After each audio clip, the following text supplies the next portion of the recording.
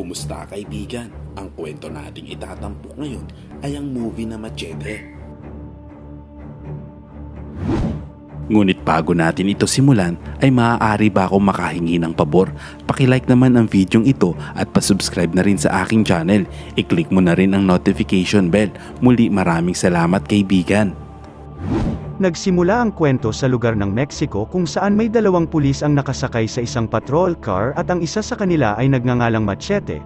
Papunta sila sa isang lugar kung saan sasagipin nila ang isang babae na kinidnap. Samantala, ang partner ni Machete ay nag-aalangan dahil dalawa lamang silang re-responde at tinawagan pa sila ng superior nila na huwag ituloy ang operasyon.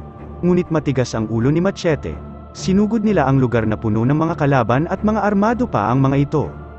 Sinalubong sila ng mga kalaban at sa kasamaang palad ay namatay naman agad ang partner ni Machete.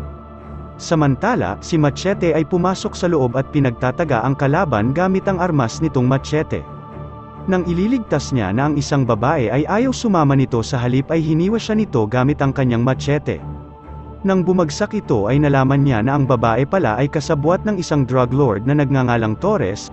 Tinawagan niya ito at sinabi na nahuli niya na si Machete. Dumating naman ito at sinabihan niya si Machete na sumama na lamang sa kanyang grupo, ngunit tumanggi ito, kaya inilabas ang kanyang asawa at pinatay nila ito sa mismong harapan niya. Pagkatapos ay sinunog nila ang buong lugar kasama siya. Sa sumunod na eksena, 3 taon ang nakalipas, may isang babaeng pulis na nagngangalang Ana ang nagmamanman sa isa ring babae na nagtitinda ng tacos, na nagngangalang Luz habang nagbebenta ito sa dalawang lalaki. Pinagsususpetsahan siya ni Ana na isa siya sa mga nagpapatakbo ng isang organisasyon na tinatawag na The Network. Samantala, sa lugar na iyon ay nagtatrabaho din si Machete. Binentahan din siya ni Luz ng tacos at sinabing sa sahod na lang ibigay ang bayad. Sa ibang eksena, sa border ng USA at Mexico, ay may ilang mga tao ang nais tumawid sa border ngunit nahuli sila ng mga security dito. Pinaputukan sila ng isang lalaki na nagngangalang Senator McLaughlin. Walang awa niyang binaril ang isang buntis na imigrante habang naka-video at kasama niya ang isang sindikato na si Von. Sa ibang eksena, napadaan si Machete sa ilang kalalakihan na naglalaban. Tinawag siya nito upang kalabanin ang champion kaya napilitan siyang lumapit habang kumakain ng tacos. Hinarap niya ang lalaki ngunit hindi siya tinamaan nito at umiilag lamang siya. At sa di kalayuan ay pinapanood siya ng isang lalaki na nasa loob ng kotse na nagngangalang Michael habang nakikipaglaban ito. Balik sa laban, sumuntok ang kalaban ni Machete ng napakalakas ngunit tumama ang kamao niya sa isang bakal at labis itong nasaktan kung kaya nanalo si Machete sa laban na iyon at kinuha ang pera. Samantala, dumating si Ana sa tindahan ni Luz habang nagbabayad ng utang si Machete, kung saan makikita naman na tila natakot ang lahat sa pagdating ni Ana at nagpulasan ang mga tao roon. Umorder ng kape si Ana at tinanong si Luz tungkol sa The Network ngunit sinagot lamang siya nito ng pabalang. Si Machete naman ay pinasakay ni Michael sa kanyang sasakyan at dinala sa opisina nito. Inofere niya ito ng trabaho kung saan papatayin niya si Senator McLaughlin kapalit ng bayad ng $150,000 ngunit umayaw si Machete, kaya binalaan siya ni Michael na may mangyayaring masama sa kanya kapag tumanggi siya. Kaya wala siyang nagawa kundi pumayag sa gusto ni Michael. Pumili siya ng baril at kinuha niya ang isang rifle at machete. Samantala, si Michael ay nakatanggap ng tawag mula sa kanyang anak na si April. Pinuntahan niya ito sa kuta ng sindikato at isa-isa niyang pinabagsak ang mga ito, at iniligtas niya ang kanyang anak. Si Machete naman ay binigay at pinatago kay Luz ang perang binayad sa kanya kaya nagulat si Luz. Sa sumunod na araw, makikitang nagsasalita si Senator McLaughlin sa harap ng publiko. Umakyat naman si Machete sa mataas na gusali at nagpanggap na janitor. Nang makakuha siya ng pagkakataon ay tinutok niya ang dalang rifle sa senador habang nagtatalumpati ito. Ngunit nakita ni Machete ang isang sniper na tauhan ni Michael at binaril siya nito sa balikat. Pagkatapos ay binaril din ng sniper si Senator McLaughlin. Kaagad namang napansin si Machete sa taas ng gusali at siya ang pinagbintangan na bumaril. Hinabol si Machete ng mga tauhan ni Michael ngunit nakatakas siya dito ngunit sa kasamaang palad ay nahuli naman siya ng mga pulis. Isinakay siya sa patrol car na kung saan ang mga pulis ay tauhan rin pala ni Michael kaya ginamit niya ang kanyang machete para mapabagsak ang mga ito, kung saan nawala ng kontrol ang driver ng sasakyan kaya bumangga ito at sumabog. Samantala, binalita naman kaagad sa TV Patrol ang pagbaril sa senador at si Machete ang suspect. Sa ibang eksena, tumawag si Michael kay Torres at ipinakita ang pagbaril sa senador. Ginawa nila ito upang tumaas ang ratings ng senador sa darating na halalan. Ngunit napansin ni Torres ang sniper na si Machete kaya binalaan niya si Michael sa pag-hire nito at pinasigurado na dito na patahimikin na ito ng tuluyan. Samantala, si Machete ay dinala sa hospital dahil sa natamo niyang sugat sa pagsabog ng kotse, agad siyang nilapatan ng paunang lunas ng 2 nurse. Pinahanap naman ni Michael si Machete sa kanyang tauhan upang patayin, ngunit sa tulong ng mga nurse ay napatay niya ang tauhan ni Michael at nakatakas.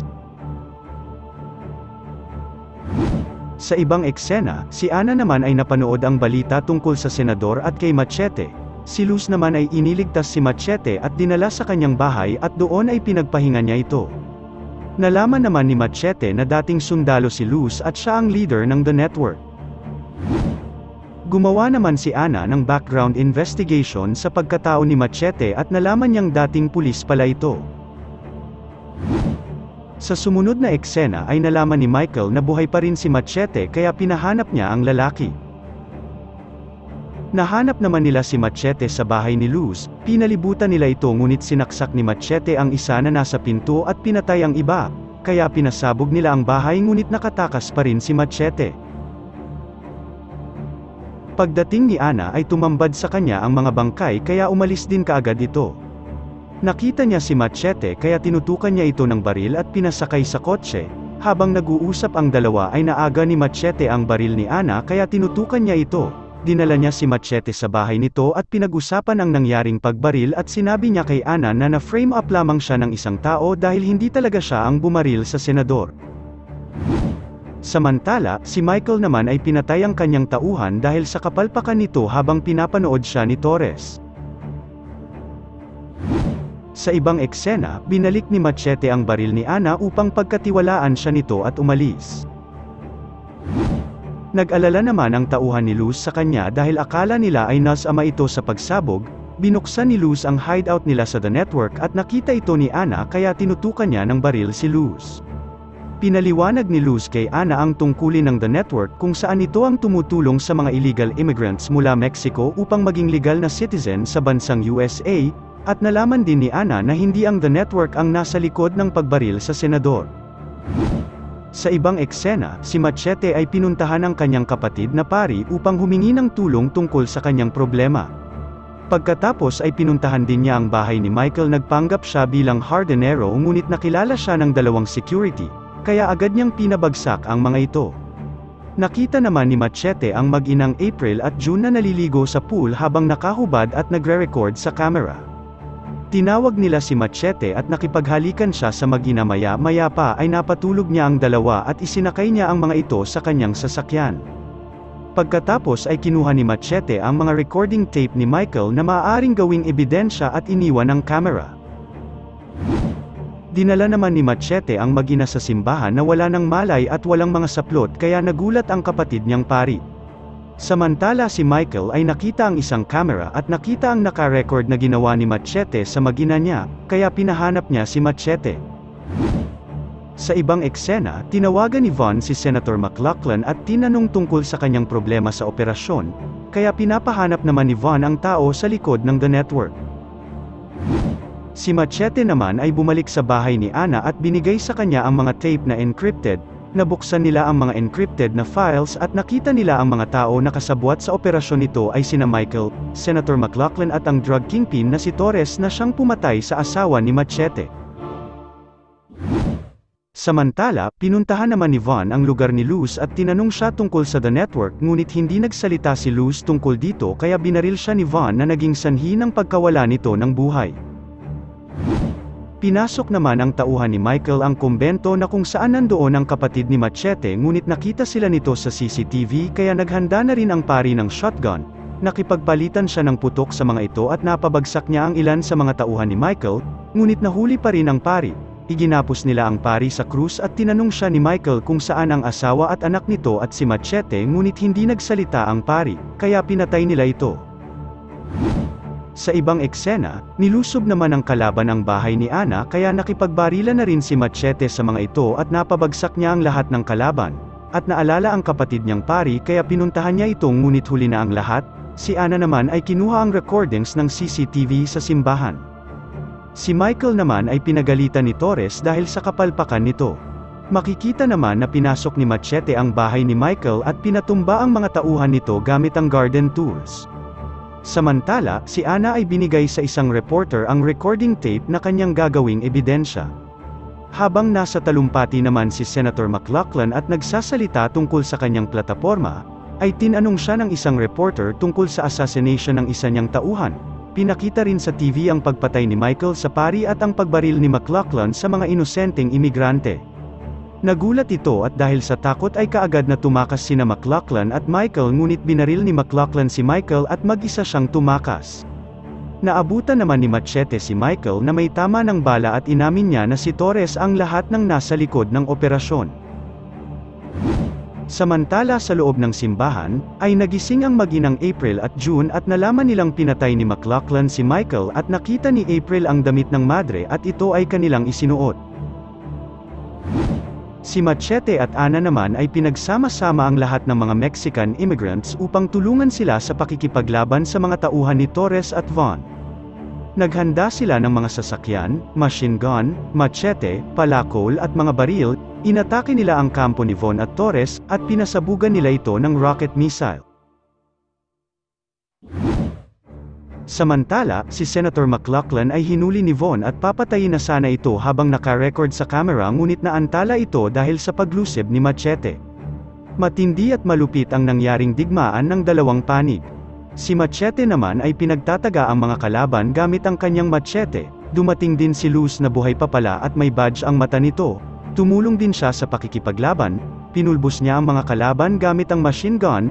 Nagawang iligtas ni Luz si Senador McLachlan at tinulungan sila sa pakikipaglaban kay Von at Torres. Sa pagpapatuloy ng labanan ay ginamitan sila ni Machete ng machine gun, si McLachlan naman ay binundol ng kotse at lumabas si April na nakasuot ng isang pangmadre na kasuotan, tinutukan niya ng baril ang senador habang nakahiga, nagmakaawa naman ito ngunit binaril pa rin siya ni April. Sa kabilang banda ay napatay din ni Luz si Von at nagharap din sina Machete at Torres. Naglaban sila kung saan ginamit ni Torres ang kayang katana at kay Machete naman ay ang paborito niyang sandata kung saan nagmula ang pangalan niyang Machete. Naglaban sila ngunit magaling si Torres kaya natalo si Machete. Nang akma ng pupugutan ng ulo ni Torres si Machete ay nasaksak niya sa tiyan si Torres kaya napatay siya ni Machete at nagdiwang ang mga kasamahan nito. Samantala, si Senador McLachlan naman ay nagising, buhay pa pala siya dahil may suot pala siyang bulletproof vest. Nagtangka siyang tumakas sa border ng Mexico at USA ngunit pinatay rin siya ng mga bantay nito. Sa pagtatapos ng pelikula ay hinabol ni Ana si Machete na nakasakay ng motorsiklo, tinanong niya ito kung saan siya pupunta. Maya-maya pa ay umangkas ito sa harapan niya at hinalikan si Machete sabay bumarurot. Sana'y nagustuhan mo kaibigan ang kwentong ating itinampok. Kung magkagayon, ay baka naman pwedeng pakilike ang video ito at pasubscribe na rin sa aking channel. Kung hindi mo naman ito nagustuhan, ay pwede mong pindutin ang dislike button ng 2 beses para makasigurado ka.